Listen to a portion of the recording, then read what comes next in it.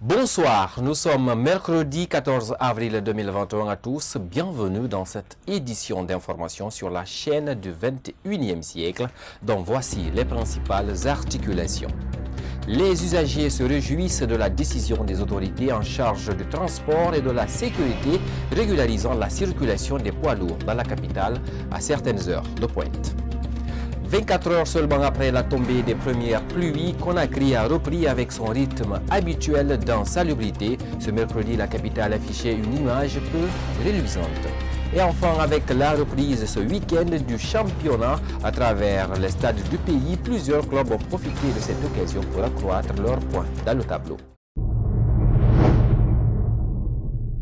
À tous, bonsoir une nouvelle fois et bienvenue. Pour commencer, le journaliste sportif et historien Amadou Djoulde Diallo était à la barre ce mercredi 13 avril 2021 près le tribunal de première instance de Dixine. À cet effet, je vous propose d'écouter les avocats de la défense et le collectif de soutien au journaliste Amadou Djoulde Diallo au micro de Mohamed Traoré et de Ibrahima Khalil Silla.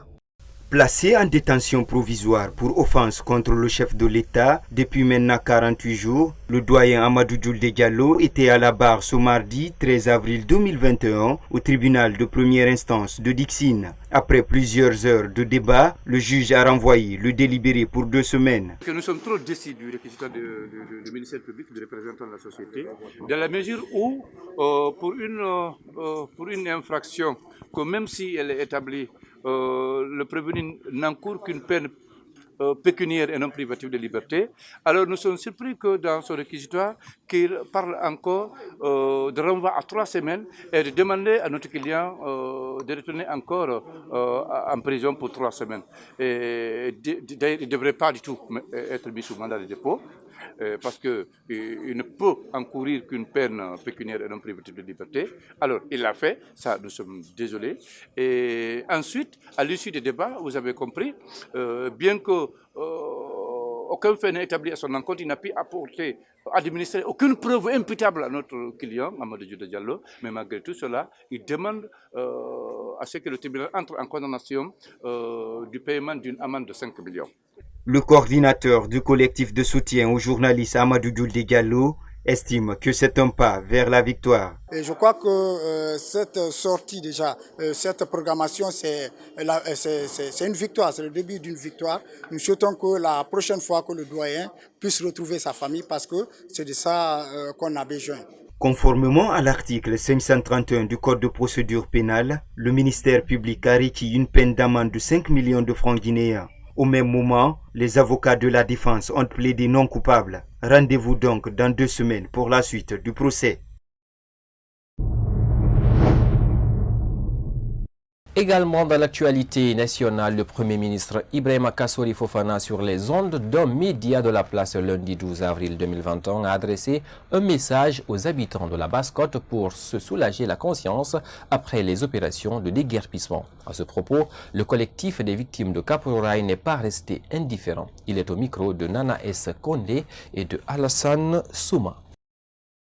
Je ne saurais être natif de la Basse-Côte et piloter une opération de démolition des biens des citoyens de cette même région. Ce fut des propos du Premier ministre Ibrahima Kassory Fofana tenus sur un média de la place ce lundi 12 avril. Le porte-parole du collectif des victimes de Kaporal n'a pas manqué de fustiger ces propos du chef du gouvernement. C'est une façon de segmenter en fait la Guinée, d'instrumentaliser ce qui se passe.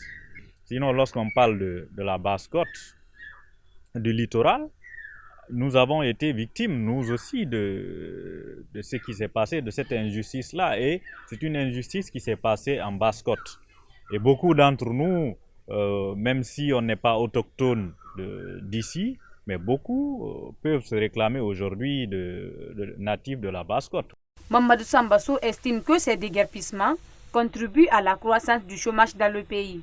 On est encore en train de créer des pauvres parce qu'on a détruit des boutiques, on a détruit des conteneurs là où des jeunes travaillaient, alors que le chômage est galopant. Et donc, ce n'est pas en appauvrissant les citoyens qu'on peut contribuer à construire la capitale. Pour ce qui est du reste, Kassori Fofana évoque un flou et une confusion de la part de ceux qui ont piloté l'opération de déguerpissement. Par ailleurs, il indique que des sanctions seront prises au terme des investigations déjà en cours. Je vous le disais au sommaire, le ministre des Transports et son homologue de la Sécurité et de la Protection civile ont dans un communiqué conjoint annoncé l'interdiction de la circulation des gros porteurs à Conakry à la date du 13 avril de 5h à 8h30 et de 14h à 18h30. C'est pour réduire la perturbation dans la circulation. Cette décision réjouit ainsi usagers et agents de la police routière rencontrés ce mercredi même. Yaye Oumoubari et Ibrahima Khalil Silla nous en disent davantage.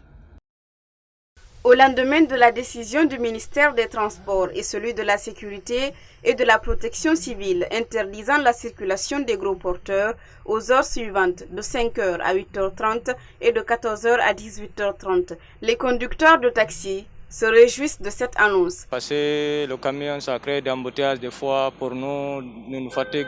Des fois le camion, des fois s'il venait quelque part là, c'est le panne n'importe comment. Des fois quand ils quittent au boulot, les gens ils quittent au boulot à 13h ou 14h, ils voulaient rentrer, mais le camion qui crée l'embouteillage tout. Cet agent régulateur de la circulation routière apprécie également la décision. Il compte la faire respecter. Pourquoi je dis que c'est salutaire pour moi? Parce que généralement dans la circulation, surtout aux heures de pointe, on a des problèmes énormes avec les gros porteurs. Vous avez compris? Donc c'est des véhicules avec leur volume dans l'embouteillage. Bon, il peut créer des pannes. Bon, et quand il y a panne aux heures de pointe, les gens sont pressés pour rentrer. Eux, les gros porteurs là, à cause de leur volume là et les bagages qu'ils portent, en cas de panne, ça peut nous fatiguer, ça nous rend la vie difficile.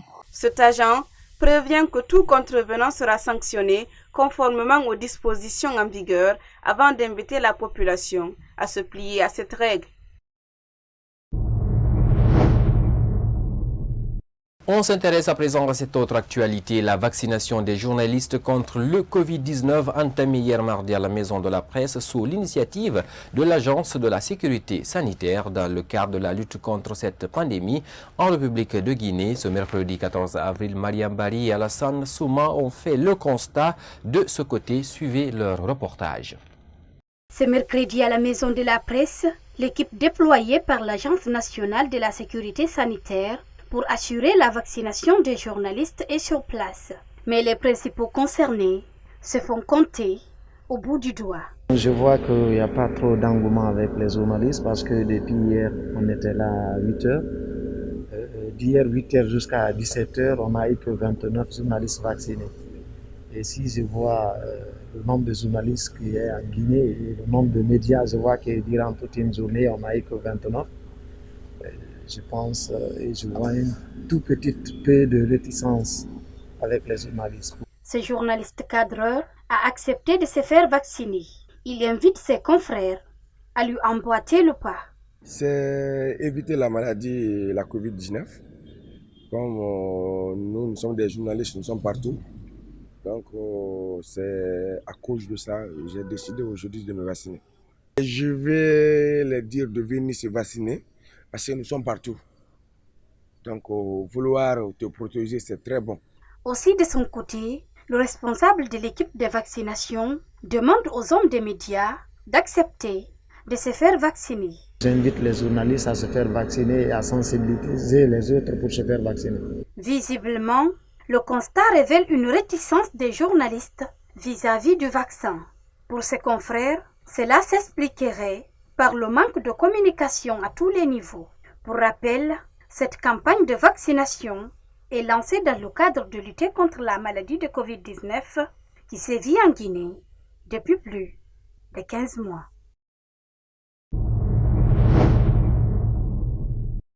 Je vous l'annonçais à l'entame, le constat est alarmant ce mercredi suite à l'arrivée des premières pluies. Des déchets ont envahi routes et caniveaux un peu partout dans la capitale guinéenne. Notre rédaction s'est intéressée à ce sujet et est allée à la rencontre d'un spécialiste dans la gestion des déchets solides qui a analysé cette situation. Reportage Kedjato Bari et Ibrahima Paye Kamara.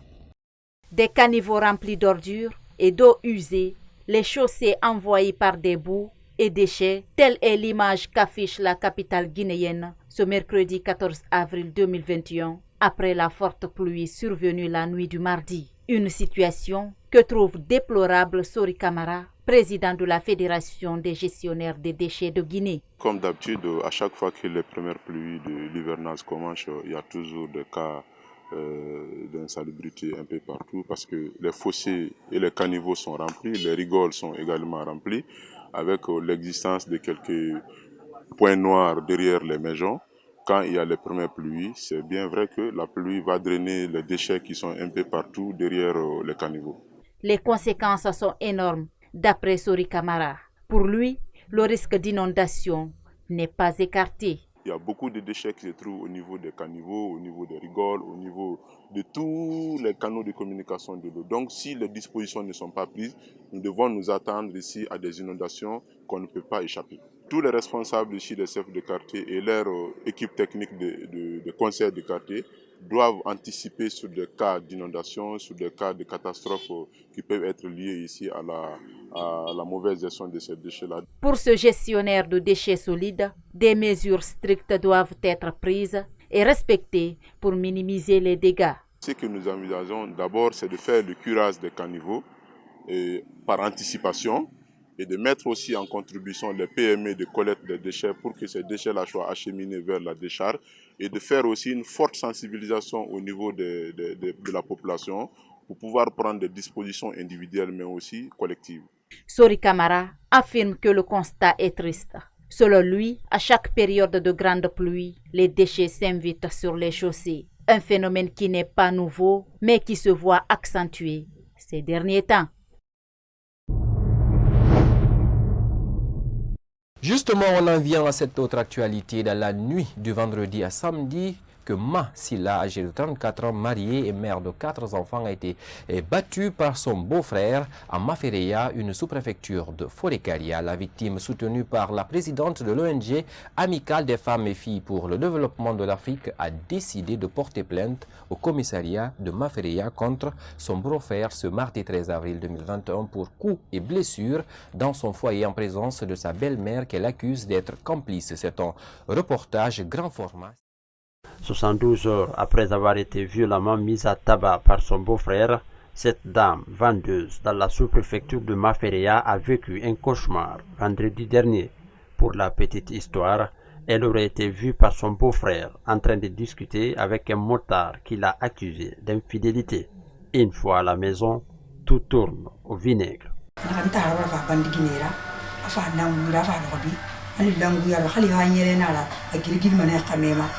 Il a commencé à dire d'abord que je suis une fille de joie et que c'est ce genre de femme que son frère a amené ici. Que même ma démarche attire les hommes sur moi. Et je suis une femme facile, tout homme peut m'emporter. Malgré toutes ces injures, je n'ai rien dit. Et il a fini aussi par insulter mes parents. Finalement, quand j'ai vu qu'il continuait à insulter ma mère, là j'ai pas pu digérer cela. Et je lui ai retourné l'ascenseur en disant que c'est à ses sœurs il dit tout ça. Et non à ma mère. Dès que j'ai dit ça, ma belle-mère est rentrée dans la maison et me laissait avec son fils qui m'a battu avec un gros bois. J'ai pas pu me défendre car il est plus fort que moi. C'est là, j'ai rampé à terre vers un trou, une voisine à moi, pour me venir en aide, mais il n'a pas arrêté de me frapper. Vers la fin, je ne pouvais plus parler car j'étais imbibée de sang. Et ma belle-mère est venue dire, je crois qu'elle est morte. En ce moment, je ne bougeais pas et mes enfants étaient en train de pleurer. Et je me suis efforcée d'appeler mon frère au téléphone de venir me chercher.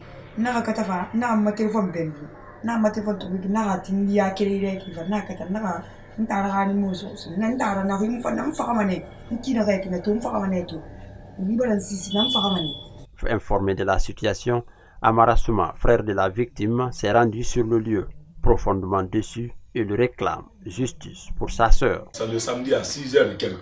Lorsque je suis venu, j'ai vu ma petite sœur. Ça m'a choqué. Est-ce que tu vois? J'ai vu son nez là, elle ne voit même pas là-bas. Là-bas, ça ne s'ouvrait même pas. J'ai vu tous les trucs là. Donc ça m'a choqué. Après, j'ai essayé de parler avec celle-là. C'est comme ce qui s'est passé là. La mère dans le jeune, l'homme, en train d'insulter ma maman, en train d'insulter ma petite soeur avec ma maman. Est-ce que tu vois? J'ai dit, hey, je ne vais pas laisser ça. Donc, avec ça, tout ce que j'ai vu là, le comportement de leur famille là, ça, je ne peux pas me reculer. J'aimerais que celui qui a fait ça et les complices soient punis. Visiblement, la dame Mami risque de perdre la vue suite au coup qu'elle aurait reçu de cet homme. Dr Nyako Ilua est le médecin qui lui a administré les premiers soins. La dame, on l'a amenée dans les environs de 21h, du nom de Mariam Souma, âgée de 34 ans. Vraiment, la femme est venue dans un état très critique, dont le saignement a été d'abord très abondant, bien avant qu'elle ne rentre là. Donc, pratiquement, nous pouvons dire qu'elle est rentrée dans un état de choc. À son état de rentrée, nous avons décidé de la prendre en charge. Donc, ça a nécessité même des soins et on a procédé à des sutures au niveau de la paupière supérieure et inférieure. Maintenant, nous avons fait une prescription et nous avons pris la décision de la mettre sous observation avant l'arrivée de ses parents. Sur les lieux où la scène s'est produite, les traces sont encore visibles. Ce qui étonne plus dans cette histoire, les deux familles qui cohabitent ensemble ont créé une frontière, témoigne cette voisine. Parce que quand même, l'accusé et nous ne parlons pas depuis longtemps. Mais malgré tout, on a intervenu pour éviter le pire. La femme est venue vers nous pour se sauver. Mais malgré tout, il a continué à le taper avec le bois. Et vu l'ampleur, mon frère est sorti pour l'arrêter. Et moi, j'ai récupéré le bâton.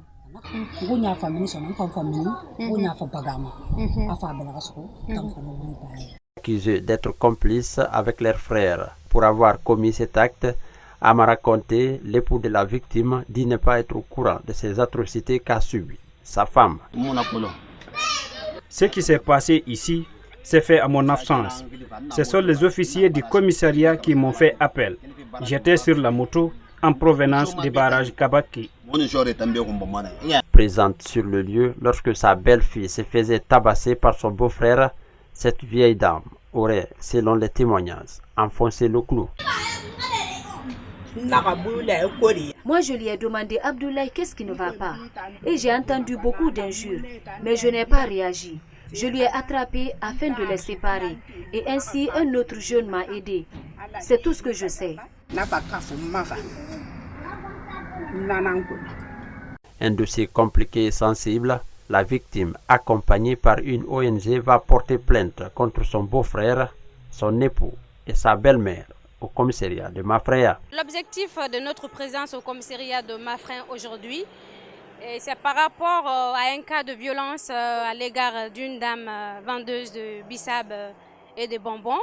Mahawa Souma a été tabassée, violentée par son beau-frère en complicité avec son mari et sa belle-mère. Nous nous opposons, nous restons et nous demeurons vraiment hostiles face à ces situations pareilles. Ce sont des situations qu'on condamne avec fermeté. Donc on a porté plainte contre la personne qui a causé cet acte-là à Mami, parce que c'est un acte ignoble. Nous avons déjà engagé une procédure judiciaire et comme vous pouvez le constater, nous sommes au commissariat. Et monsieur le commissaire nous a rassuré vraiment de nous accompagner afin que vraiment l'auteur puisse répondre de ces actes ignobles-là devant la loi, devant la justice. Au moment où nous quittions les lieux, un autre cas de violence était sur la table du commissaire de Mafraya, qui, selon la plaignante, son mari lui aurait vendu et transformé en objet sexuel. Les violences faites aux femmes deviennent récurrentes à Conakry ainsi qu'à l'intérieur du pays. Le plus souvent, les présumés coupables ne sont jamais punis. Également dans l'actualité nationale, la grande mosquée de Koloma 1 est créée le 3 juin 1977. Depuis, elle n'a bénéficié d'aucune rénovation et se trouve aujourd'hui dans un état de dégradation très poussé. C'est un constat qui a été fait par Yaya Bari et Ibrahima Khalil Silla. Cette mosquée est située à Bambeto dans la commune de Ratouma, première à Koloma. Aujourd'hui, elle est en manque de tout. Depuis sa création le 3 juin 1977, ce lieu de culte n'a bénéficié d'aucune rénovation, comme le souligne El Hadj Al-Gassimou Diallo. Et c'est en 1977 que la première pierre a été posée. Donc depuis lors, elle n'a pas été rénovée. On n'a pas changé la toiture. Elle a vieilli. Elle a besoin d'une restauration. Même si on n'agrandit pas les dimensions, mais elle a perdu l'aspect d'une mosquée. Une mosquée doit être plus belle que les maisons qui l'entourent. C'est la maison de Dieu. Mais ce n'est pas le cas ici. Donc nous cherchons une aide, un financement. Donc c'est ça. Faire la dalle, remplacer les tapis, faire une école franco-arabe. En réalité, nous avons besoin d'une restauration totale de la mosquée de Bambeto à tout point de vue. Néanmoins, ces responsables religieux lancent un appel à l'État et aux bonnes volontés de leur venir en aide. Vous voyez les tapis, tout est mouillé, tout est pourri. Nous le demandons d'aider, soit c'est le gouvernement, soit c'est les volontés. Le besoin est urgent. Le 3 juin 1977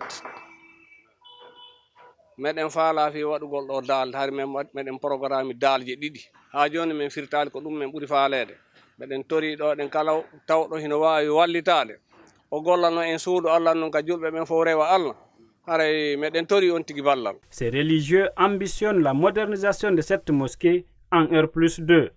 Les cotisations encaissées ces dernières années ont permis d'entamer certains travaux, mais ces montants restent insuffisants.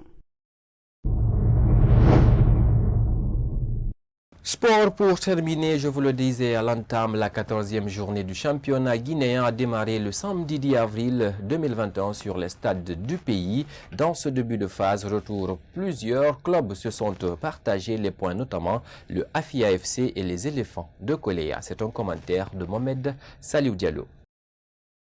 La 14e journée du championnat guinéen Ligue 1 a démarré le samedi 10 avril 2021. Dans le premier match, le triple champion d'Afrique, le Afia FC, a partagé les points 2-2 avec les Éléphants de Kolea au stade du 28 septembre. Aboubakar Kile Bangoura et Nabi Silla sont les buteurs du club de Afia FC. Dans le côté des Éléphants de Kolea, c'est Sek Oumar Kamara, Seydouba Silla qui sont les buteurs.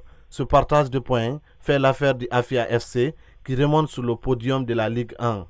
Dans l'autre match, il n'y a pas eu de vainqueur entre SOR et CIK au stade de la Mission. Les deux équipes ont fait un jeu égal 1-1. Le lundi 11 avril 2021, le championnat s'est poursuivi au stade du 28 septembre. La section sportive de Kaloum n'a pas fait le poids face au Santoba FC à l'occasion de la 14e journée. Le club de la presqu'île de Kaloum a été battu 3-1. Olivier Doré, Fodekera et Seydouba Sissé sont les buteurs de l'équipe de Dixine. Amadou Sadio Diallo a inscrit l'unique but des sous-marins zone. Grâce à ce but, l'ancien joueur de Louba a désormais 5 buts dans son compteur. Le même jour, le Fellow Star était opposé à Louba FC au stade de la Mission. Dans ce match, il n'y a pas eu de vainqueur. La rencontre s'est soldée par un score d'un but partout. Le samedi 13 janvier 2021, le Wakria AC a été surpris par le Satellite en marge de la 14e journée. Le club de Bokeh a perdu 3-1 au stade du 28 septembre. Cela constitue sa 3e défaite de la saison. Cette victoire surprise des satellitaires est la 3e de la saison aussi. Le club de Ratoma compte désormais 12 points. Le Wakria AC a 25 unités à son compteur. 2 matchs restent pour clôturer cette journée du championnat guinéen Ligue 1. Il s'agit du match Lasfag opposé à la Santi Golden Boy de Sigiri et la rencontre Flamme Olympique à Orea AC. Mesdames et messieurs, c'est avec ce commentaire de Mohamed Saliou Diallo que prend fin cette édition d'information sur Star 21 Télévision à tous. Merci de l'avoir suivi. Passez un excellent Ramadan en compagnie de nos programmes. Au revoir.